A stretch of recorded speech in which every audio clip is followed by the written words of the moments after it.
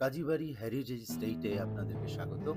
হজরত শাহ মাসুদ বাগদাদী রহমতুল্লাহ আলাইহে এর মাজার শরীফ, ইহা আমাদের পরিবারের সুলতানি আমলের একটি নিদর্শন। হেকিম হাবিবুর রহমান সাহেবের বই আসুদে খানে ঢাকা, মুন্সি রহমান আলী তাহের সাহেবের বই তাওরিকে ঢাকাতে এই প্রাচীন মাজারের উল্লেখ পাওয়া যায়। হজরত মৌলভী মোহাম্মদ কাজী আব্দুর রউফ রহমতুল্লাহ আলাইহের নামে নামকৃত তার পূর্বপুরুষের মৌজার অন্তর্গত আমাদের কবরস্থান, মাজার, খাজনাকুঠি ও বাগানবাড়ি। পূর্বপুরুষদের বাঁচিয়া যাওয়া বহু পুরাতন কবরস্থান, যেখানে বংশের বহু পুরাতন গদিনসীন পীর সাহেবরা সমাধি। গোলাপবাগ মাঠসহ বিশাল কাজীর মৌজার এক অংশ নিয়ে কাজীরবাগ, বাগানবাড়ি, বসতবাড়ি, খাজনাকুঠি এবং পূর্বপুরুষদের মাজার। 1916 সালে গোলাপবাগ মাঠসহ বিশাল সম্পত্তিটি ওয়াকফ করে যাওয়া হয়।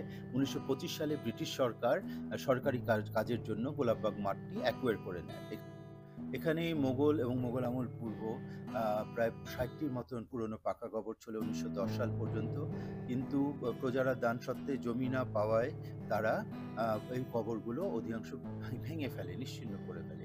পরবর্তীতে তাদের গায়েবীভাবে গলায় রক্ত ওঠা এবং বস্তিতে আগুন ধরে গেলে তারা শাবল ফেলে পালিয়ে যায় এবং এতে আমাদের অনেকগুলো কবর এবং কবরস্থানটি বেঁচে যায়।